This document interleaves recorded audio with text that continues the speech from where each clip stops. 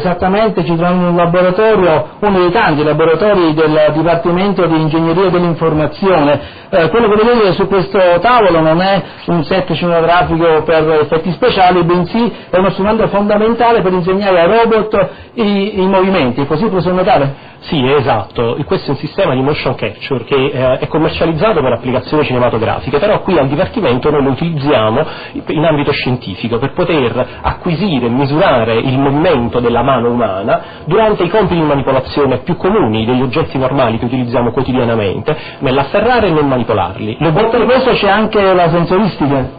Sì, per quanto riguarda la sensoristica è evidente che si tratta di un argomento fondamentale nella robotica, perché per poter conferire autonomia a questi arti artificiali di cui noi ci stiamo occupando nell'ambito del progetto Dexmart, un progetto finanziato dalla Comunità Europea, stiamo sviluppando sensori innovativi basati su tecnologie optoelettroniche, tra cui quelli per la misura del senso del tatto, che è un'informazione fondamentale per la manipolazione degli oggetti.